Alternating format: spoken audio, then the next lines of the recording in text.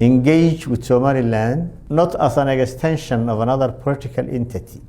hal sano kadib waxaa magaalada Nairobi kulan heerkiisu sareeyo ku yeeshay diblomaasiyiinta caalamiga ah ee fadhigoodu yahay wadanka Kenya iyo wafdi uu hogaaminaya madaxweynaha Jamhuuriyadda Somaliland Mudane Cabdiraxmaan Maxamed Cabdullaahi Cirro. kulankan waxa uu ku qotomaa diblomaasiyad iyo wada shaqayn dhinacyo badan leh.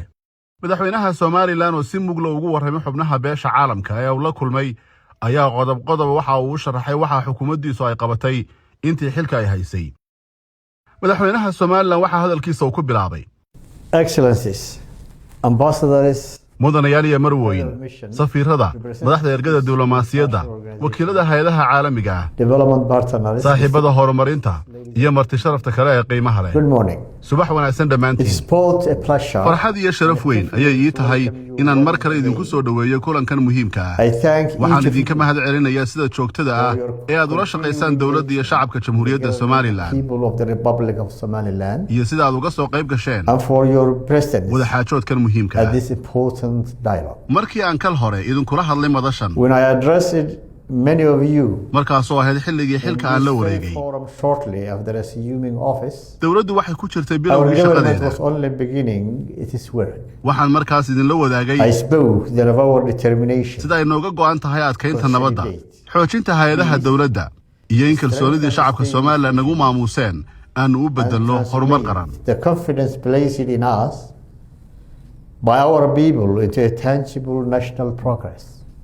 maanta Today, waxaan halkan idinku imid I retain not merely to restate those commitments, inaan dib u xaqiijiyo ballanqaadyadii aan sameeyey iyo in aan idinla the wadaago progress horumarka we have aanu made, gaadhnay iyo caqabadaha aanu the riixayno challenges ee we weli hor continue yaalla to confront, iyo iskaashiga aan idinka baahannahay partnership we see. si aanu hore ugu soconno inagoo wada jirna. forward. mudnaanta ugu horreysa ee One of xukuumaddaydu the first priorities waxay ahayd nabad lagu soo dabaalo of bariga my gobolka Sool. government was the restoration of peace in eastern Sool.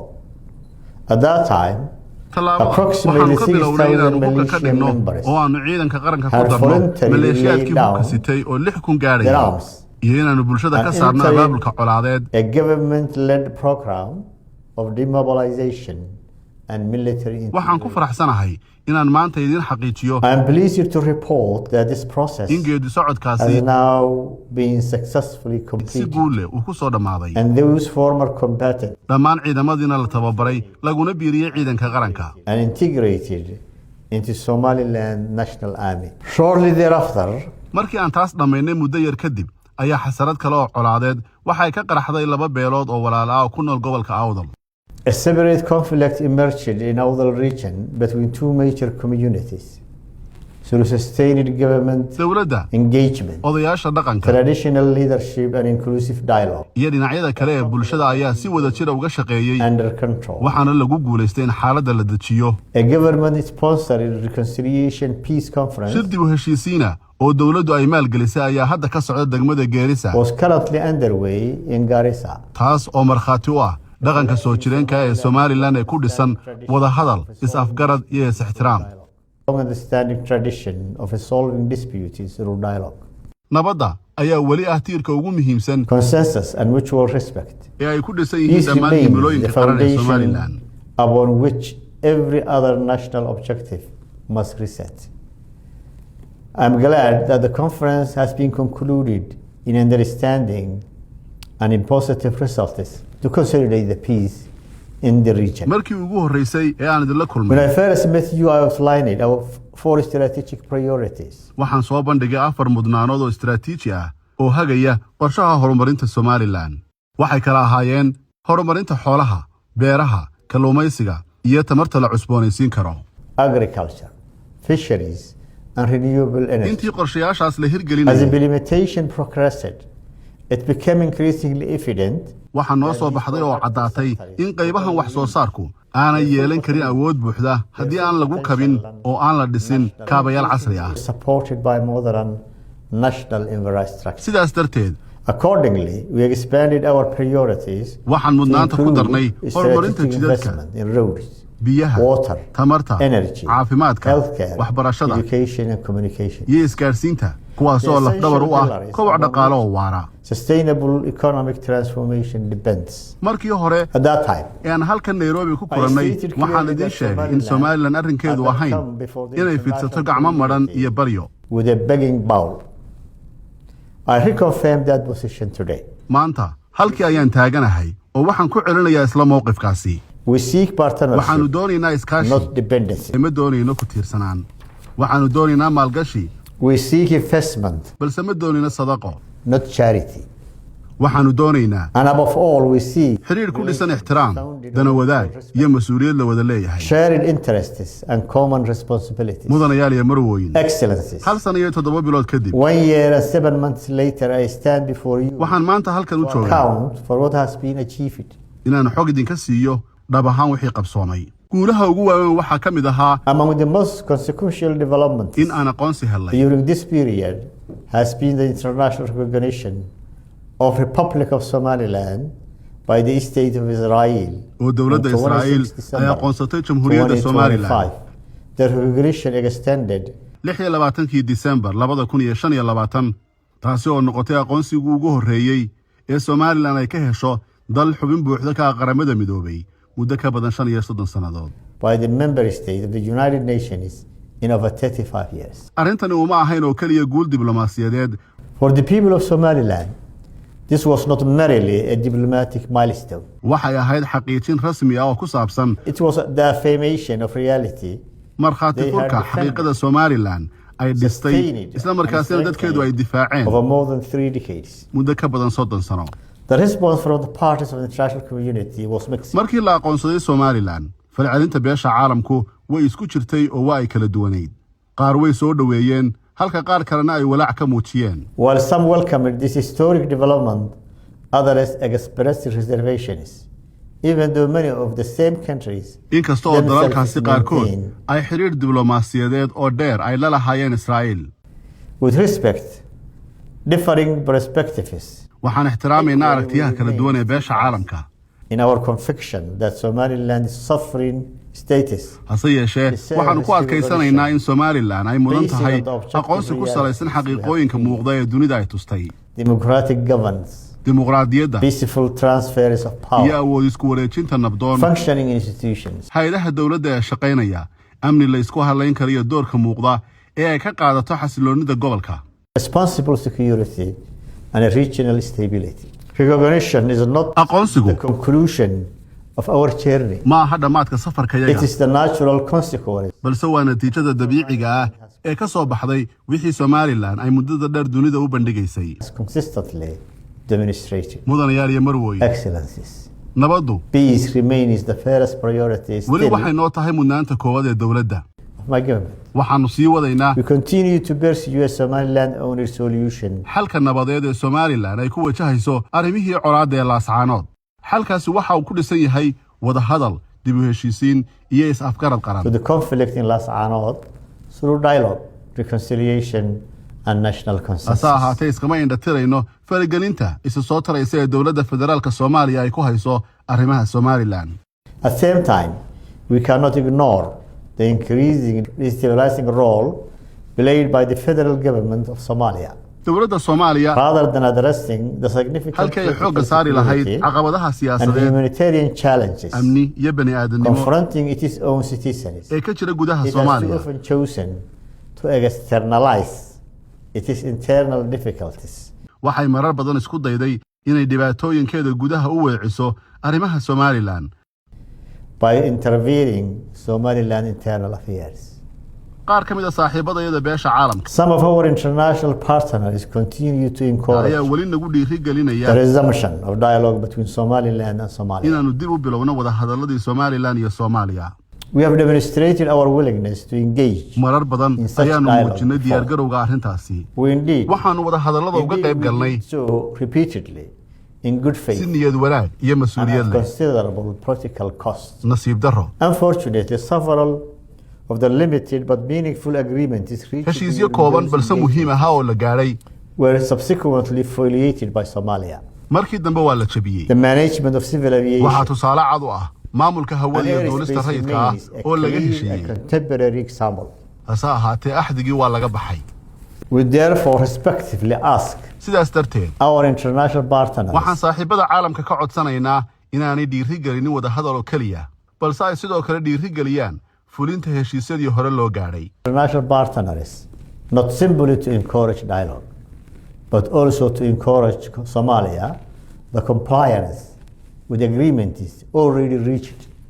wada hadal waara During dialogue waxa uu ku dhisan yahay kalsooni, requires mutual respect, is-ixtiraam iyo fulinta ballanqaadyada. of commitments and confidence that agreements will be honored. mudanayaal iyo marwooyin, Excellence. maalgashiga kaabayaasha dhaqaalaha ayaa si joogta u National socda. infrastructure continue to gather momentum. annagoo adeegsanayna inta badan khayraadka iyo jeebkayaga. Using primarily domestic resource, waxaa gabagabo ku dhow the Porama Bakir Road dhismaha wadooyinka Boorame iyo Baki iyo Hargeysa Balugubadle. and Hargeisa Balugubadle Road close to completion. sidoo kale waxaa socda Construction continues to Lowyacado Saylac Porama corridor dhismaha with wadada support Lowyacada Saylac iyo Boorama iyadoo taageero laga helay beesha caalamka.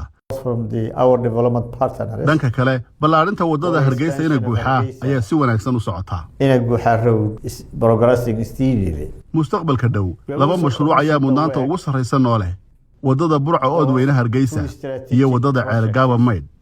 Burco Oodweyne Hargeisa corridor and Ceelgaaba Maydh Road as well. labadan mashruuc These projects are waxay muhiim u yihiin national cohesion, isku xidhka qaranka, regional commerce kobaca ganacsiga iyo horumarka dhaqaalaha. and economic inclusion. Somaliland Somaliland stands ready to contribute significantly to their financing and implementation. waxay diyaar u tahay inay qayb weyn ka qaadato maalgelinta iyo hirgelintooda. Excellence. mudanayaal iyo marwooyin, Energy remains central to our economic transformation. tamartu waa tiirka isbeddelka dhaqaale ee Somaliland. For many years, Somaliland has endured some of the highest muddo dheer dadkayagu waxay bixinayeen qiimaha korontada ugu sarreeya dunida taasoo caqabad ku an ahayd obstacle to industrial development, warshadaha, private investment, maalgashiga and household welfare. iyo nolosha shacabka. My government has already reduced the electricity cost dowladdu waxay hoos u dhintay qiimaha korontada magaalooyinka waaweyn.